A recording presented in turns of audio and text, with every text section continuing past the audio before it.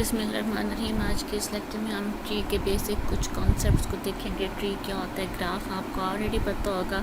Graph हमारे पास जहाँ पे भी हम डिफरेंट वर्टिसेस को थ्रू एजेस कनेक्ट करते हैं तो वो ग्राफ होता है। ग्राफ नॉर्मली डायरेक्टेड भी हो सकता है और अनडायरेक्टेड भी हो सकता है, यानी जिसमें डायरेक्शन शो हो रही हों या बगैर डायरेक्शन में। लेकिन ट्री के अंदर 3 बेसिक शर्तें हैं जिससे हमारे पास ट्री ग्राफ से डिफ्रेंशिएट करता है। हम ऐसा कह सकते हैं कि हमारे पास हर ट्री ग्राफ होता है, लेकिन हर ग्राफ ट्री नहीं हो सकता, क्योंकि ट्री की अपनी भी कुछ क्वालिटीज़ होती हैं जो उसे डिफ्रेंशिएट कर रही होती हैं एक ग्राफ से। तो ग्राफ तो हमने सिंपली डिवाइस वर्टिसेस को कनेक्ट किया और ग्राफ बन गया। अब वो हो सकता है ग्राफ भी हो, ट्री भी हो, और हो सकता है सिर्फ ग्राफ हो, ट्री ना हो, लेकिन हर ट्री जो होगा वो लाजमी ग्राफ भी कहलाएगा। अच्छा, ट्री की पहली शर्त ये है कि उसके तमाम वर्टिसेस कनेक्टेड हों। ठीक है, पहली शर्त तमाम वर्टिसेस कनेक्टेड हों। दूसरी शर्त अनडायरेक्टेड हो, डायरेक्शंस उसमें शो नहीं होती उसमें, क्योंकि हमेशा हम हाई टू लो ही जा रहे होते हैं, डायरेक्शन हम ऊपर से नीचे की तरफ ही ले रहे होते हैं, तो एरोज शो करने की ज़रूरत उसमें नहीं होती।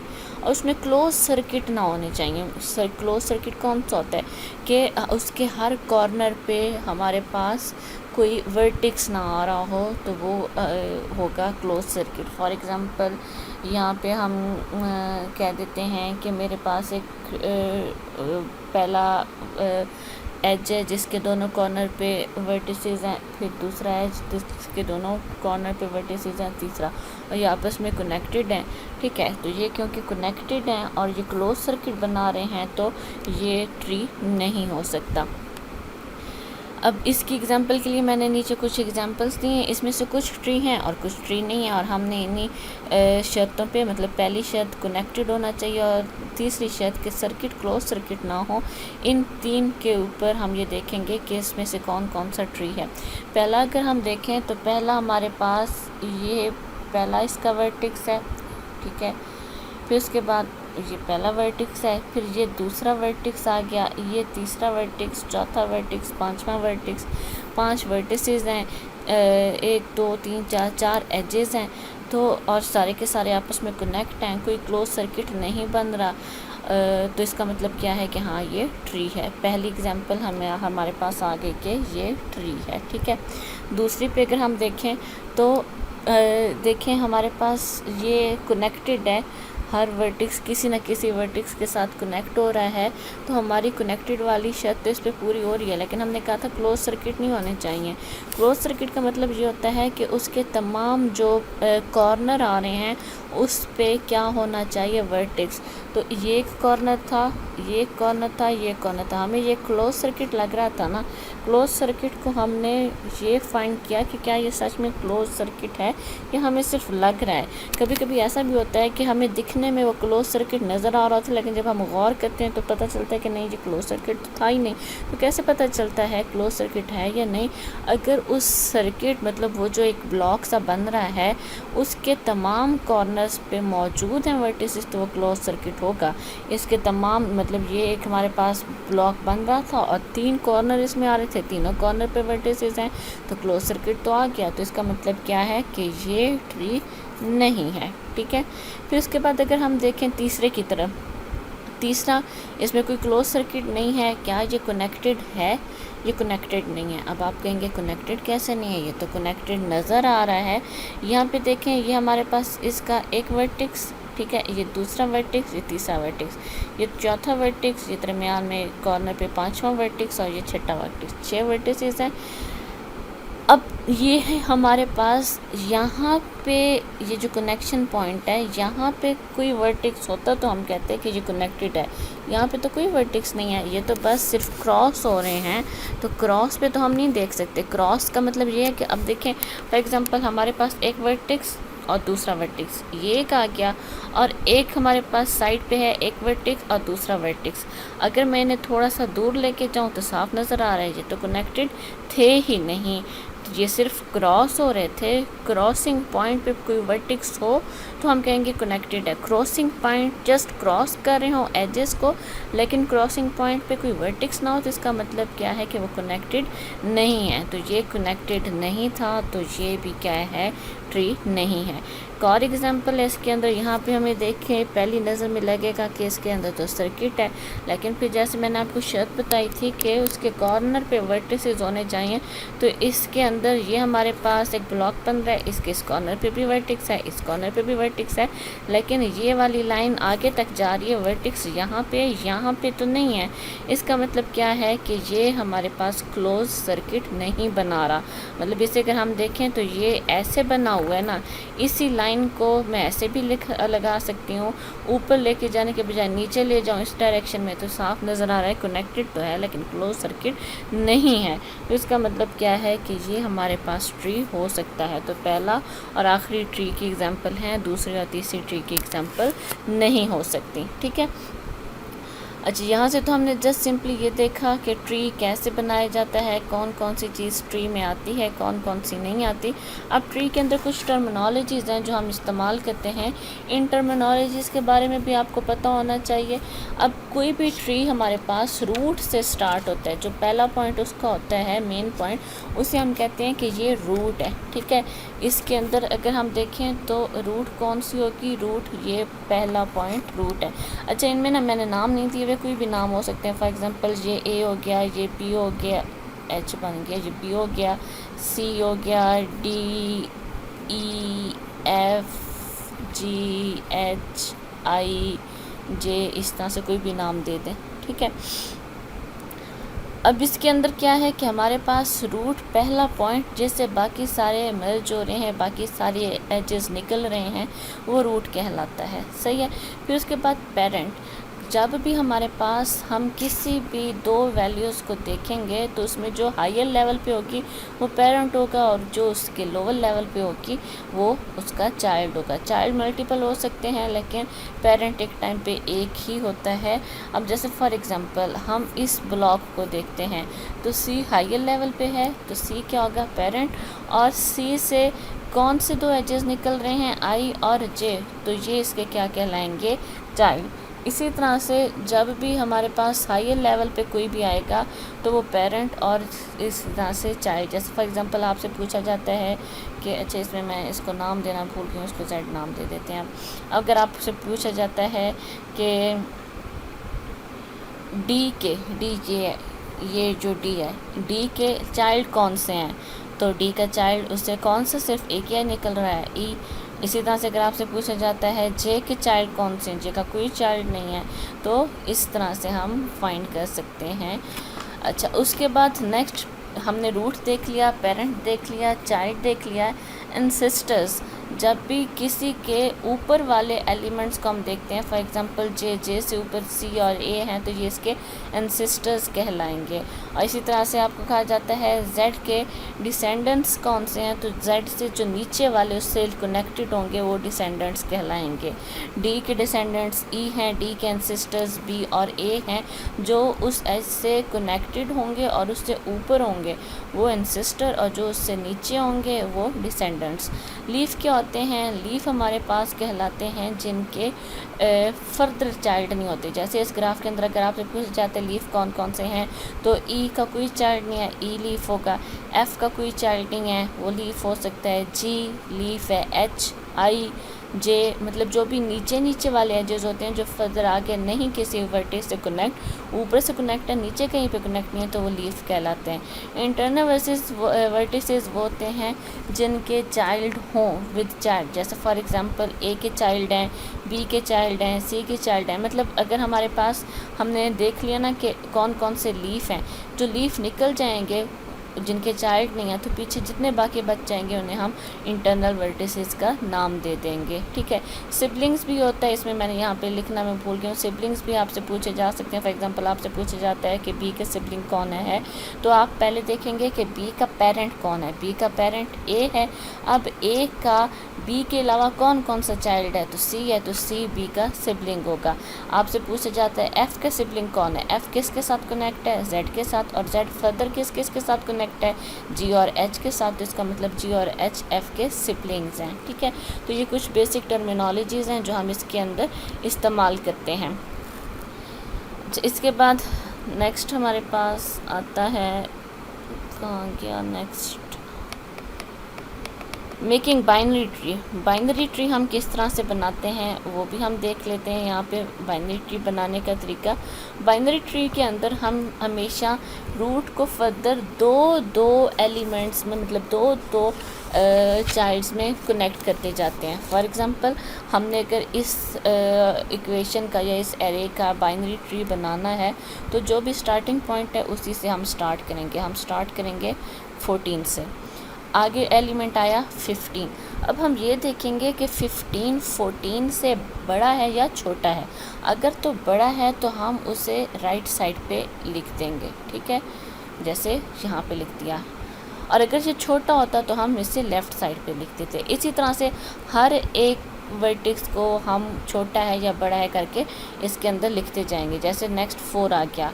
अब 4 हमने फिर से क्या करना है, 14 से, हमेशा याद रखिएगा नीचे वाले वर्टिसेस से फाइंड नहीं करना, हमेशा रूट से आपने देखना है वो छोटा है या बड़ा है। जैसे जैसे आगे ट्री बनता जाएगा तो आपको ये वाली बात मेरी समझ भी आती जाएगी कि ये मैंने क्यों कहा है। अगर हम रूट से नहीं करते तो फिर हमारे क्वेश्चन में हमारा वो ट्री बनने में इशू बन सकता है।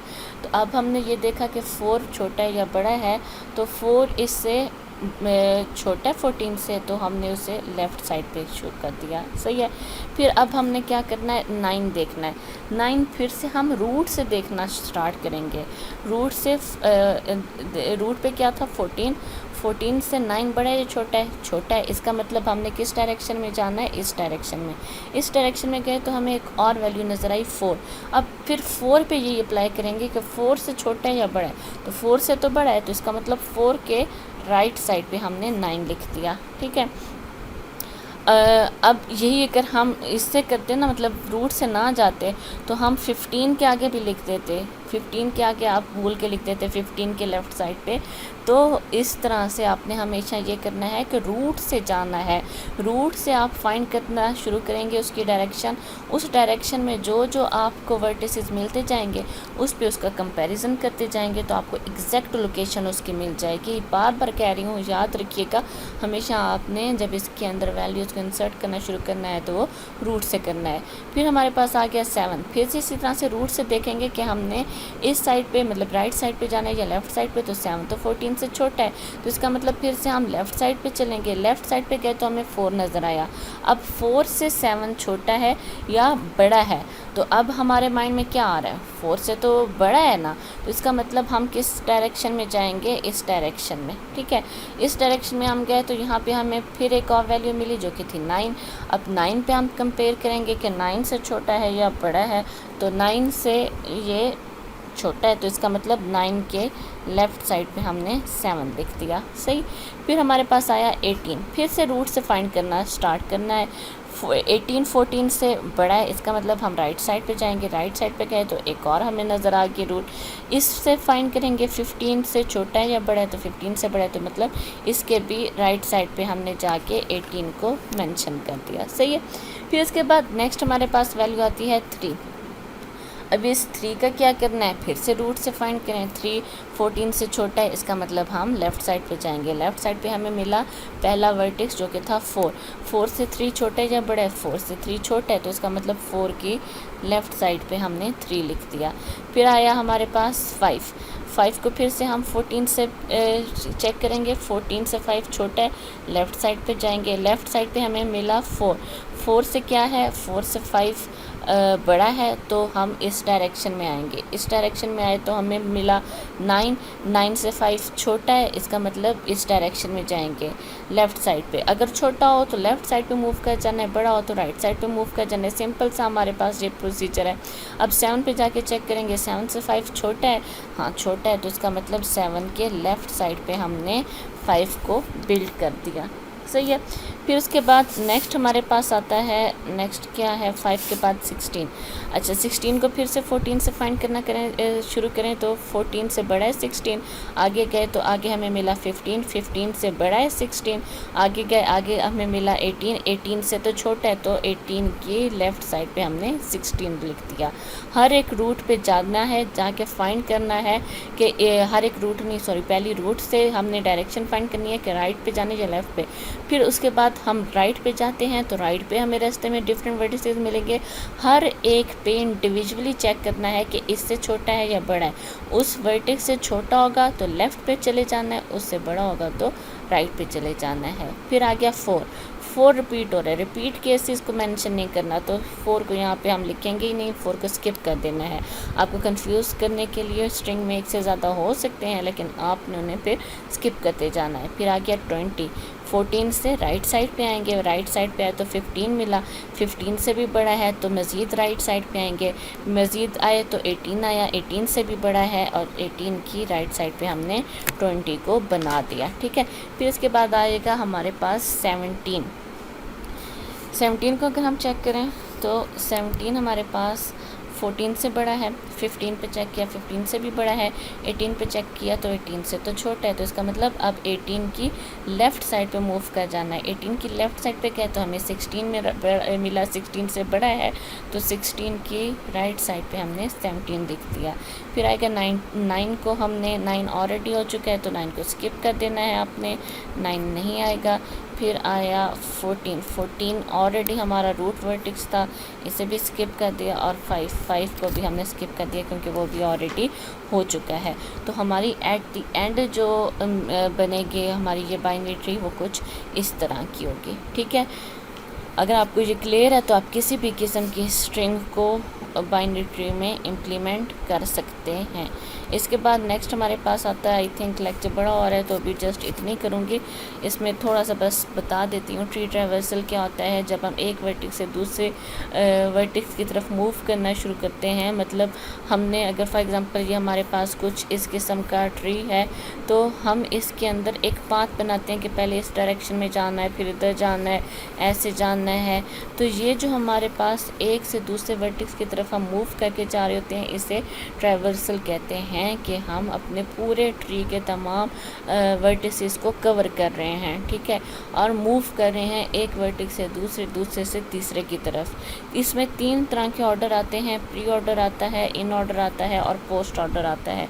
प्री का मतलब ये है कि इसमें किसी चीज़ के पहले होने का बताया जाएगा। इन ऑर्डर का मतलब है कि किसी चीज़ के किसी स्पेसिफिक चीज़ के दरमियान में होने का बताया जाएगा। और पोस्ट ऑर्डर का मतलब ये है कि एंड पे होने का। अब है वो क्या चीज़, हम जब ट्री ट्रेवर्सिंग करते हैं मतलब ट्री रीडिंग करते हैं तो हम एक एक नोड को जाके रीड करते हैं। फॉर एग्जांपल ए है, बी है, सी है, तो हम एक एक नोड को जाके चेक करेंगे। तो जिस नोड के बारे में हम बात कर रहे हैं वो नोड हमने पहले लिखना है, दरमियान में लिखना है या बाद में लिखना है, वो डिसाइड करता है कि हम किस ऑर्डर का इस्तेमाल कर रहे हैं। अगर तो हम प्री ऑर्डर का इस्तेमाल कर रहे हैं तो इसका मतलब मैं जिस नोड को रीड कर रही हूँ उस नोड को मैं रीड भी करूँगी और उस नोड को मैं लिख भी दूँगी। फॉर एग्जांपल ए है तो मैं ए लिख भी दूँगी और फिर उस ए के लेफ़्ट साइड पे क्या पड़ा है वो मैं लिखूँगी। ठीक है। क्योंकि यहाँ पे देखें ना मैंने क्या लिखा है, प्री ऑर्डर में मैंने लिखा है NLR। इसका मतलब जिस ट्री के जिस नोड को मैंने रीड किया वो भी लिख देना है, फिर उसके लेफ़्ट पे जाके देखना है कि उसके लेफ़्ट पे क्या पड़ा है वो भी लिख देना है, फिर उसके राइट पे जाके देखना है कि उसके राइट पे क्या पड़ा है वो भी लिख देना है। ठीक है। इस तरह से हम अपने ट्री के हर एक नोड पे जाएंगे, उसके लेफ़्ट को देखेंगे, उसके राइट को देखेंगे, फिर अगले नोड पे जाएंगे, उसके लेफ़्ट को देखेंगे, उसके राइट को देखेंगे। अभी हो सकता है आपको चीज़ समझ ना आए लेकिन जैसे ही हम एग्जाम्पल करेंगे तो आपको फ़ौरन से समझ आ जाएगा। इन ऑर्डर में इसी तरह से हम हर नोड पे जाएंगे लेकिन उस नोड को नहीं लिखेंगे। पहले हम उस नोड को, पहले तो प्री ऑर्डर में क्या कर रहे थे, जैसे एक नोड को रीड किया उस नोड को लिख भी दिया, फिर उसके लेफ़्ट साइड पे गया उसकी लेफ़्ट साइड को लिखा।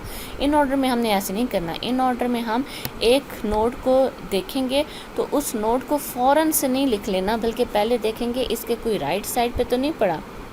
अगर उसकी राइट साइड पे कुछ पड़ा है तो पहले हम उसकी राइट साइड लिखेंगे, फिर उस नोड को लिखेंगे और फिर उसके लेफ़्ट साइड पे पहले उसके देखेंगे लेफ़्ट साइड पे तो कुछ नहीं पड़ा, क्योंकि ऑर्डर देखें ना लेफ़्ट एन आर है, मतलब उसकी पहले लेफ़्ट साइड पे देखेंगे, उसकी लेफ़्ट साइड पे कोई वर्टेक्स पड़ा है तो पहले उसके लेफ़्ट वर्टेक्स को लिखेंगे, फिर नोड को लिखेंगे और फिर राइट वाले नोड को, फिर राइट वाली वैल्यू को लिखेंगे। इसी तरह से पोस्ट ऑर्डर के अंदर अगर हमने किसी भी नोड को रीड किया तो उस नोड को पहले नहीं लिखेंगे, पहले उसके लेफ़्ट साइड पे जाके देखेंगे, कुछ लेफ़्ट साइड पे पड़ा है तो उस लेफ़्ट को कवर करेंगे, फिर देखेंगे कुछ राइट पे पड़ा है, राइट पे पड़ा है तो उस राइट को पहले रीड करेंगे, फिर उसके बाद हम नोड को एंड पे लिखेंगे। इस तरह से होता है कि हमारे पास जो प्री ऑर्डर होता है उसमें नोड सबसे ऊपर आती है, मतलब नोड ही आपका स्टार्टिंग पॉइंट बनता है। इन ऑर्डर में नोड कहीं दरमियान में जो आपके पास रूट होता है, ये फॉर एग्जांपल इसमें रूट वैल्यू क्या है ए, तो प्री ऑर्डर में ए से ही हमारी स्ट्रिंग स्टार्ट होगी, ठीक है, ए से ही हम स्ट्रिंग को स्टार्ट करेंगे। इन ऑर्डर में ए कहीं दरमियान में आएगा, जो आपका रूट वर्टेक्स होता है वो कहीं दरमियान में आता है, और पोस्ट ऑर्डर में ए बिल्कुल एंड पे आएगा, रूट सबसे एंड पे आता है, ठीक है। प्री ऑर्डर में रूट स्टार्ट में आएगा, इन ऑर्डर में रूट कहीं दरमियान पे आएगा और पोस्ट ऑर्डर में रूट एंड पे आता है, ठीक है। ये तीन किस्म के ट्री ट्रैवर्सल हैं, आपको कोई भी कहा जा सकता है, आपके पास हो सकता है एक ट्री मौजूद हो और आपको कहा जाए कि चलें जी इस पे प्रोसेस परफॉर्म करें, इसे प्री ऑर्डर करें या इसे पोस्ट ऑर्डर करें या इसे इसके ऊपर अप्लाई करें इन ऑर्डर, तो आप किसी भी ऑर्डर का इस्तेमाल उस पर कर सकते हैं, ठीक है। यहाँ पे एक मैंने एग्जांपल ले ली, अब इसी के ऊपर हम सारे के सारे प्रोसेसेस अप्लाई करके देखेंगे कि किस तरह से ये प्रोसेसेस हो सकते हैं। एक सेकंड इसको थोड़ा सा स्मॉल साइज कर देती हूँ ताकि एट अ टाइम पूरी स्क्रीन के ऊपर आपको नज़र आ सके ये।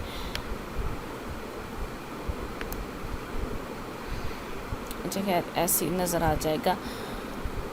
अच्छा, इसके ऊपर हमने प्री ऑर्डर करना है, और प्री ऑर्डर का अभी मैंने आपको ऑर्डर बताया था क्या होता है। प्री ऑर्डर में हम पहले नोड लिखते हैं, फिर उसकी लेफ़्ट लिखते हैं, फिर उसकी राइट लिखते हैं, ये याद रखिएगा। और बेहतर है कि आप जब प्रोसेस अप्लाई करना शुरू करें तो किसी रफ साइड पे ना ये NLR लिख भी दें, ठीक है।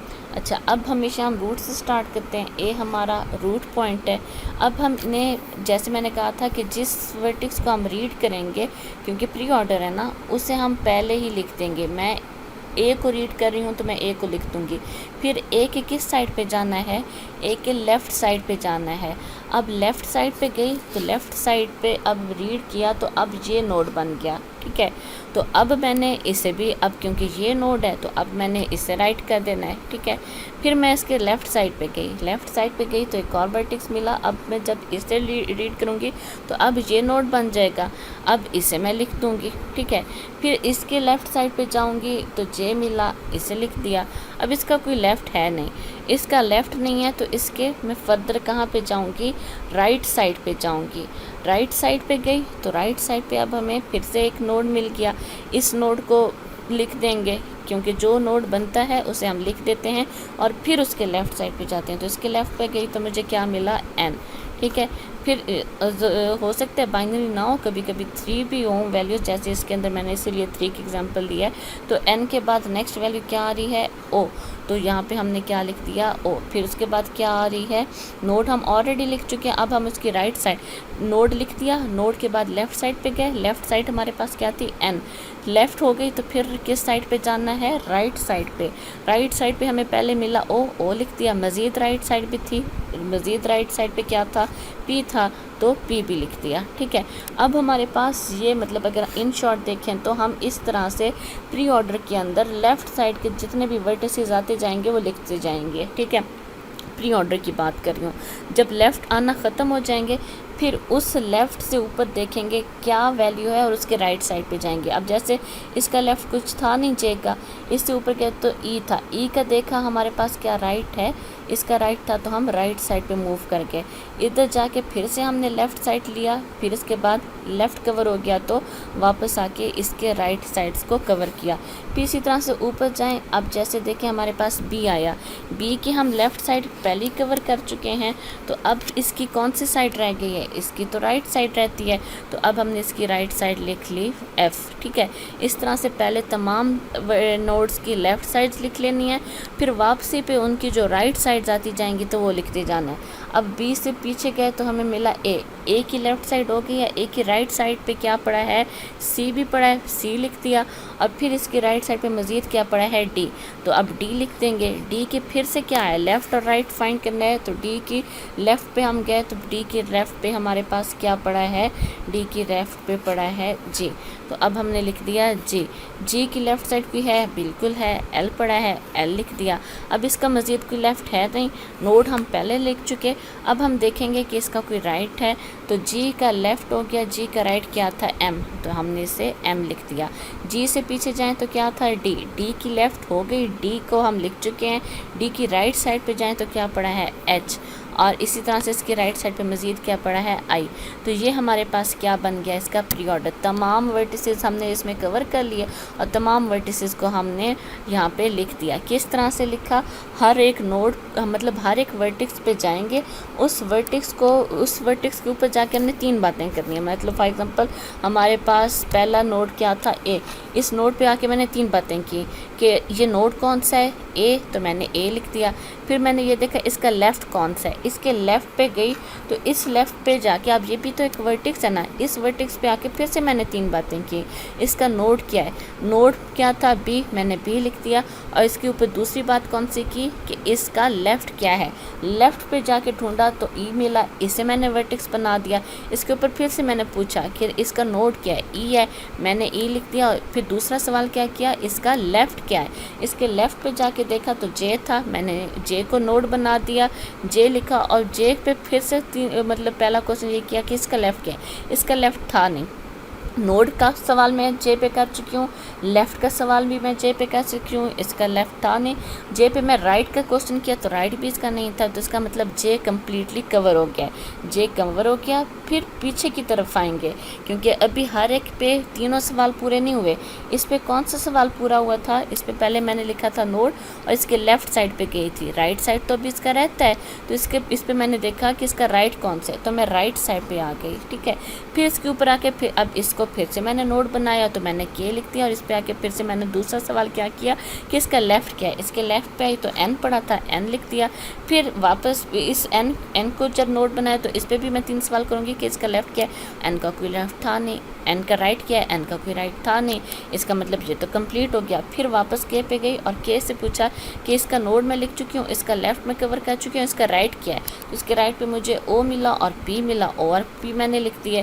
फिर मैं इसी तरह से वापस आऊँगी, इसका मैंने लेफ़्ट राइट कर लिया, बी का लेफ़्ट हुआ लेकिन बी का राइट रहता है, तो फिर इस तरह से मतलब कि हम कहते हैं कि इस डायरेक्शन में फिर जाते हैं, फिर वापसी पे हम राइट साइड को कवर करते हैं।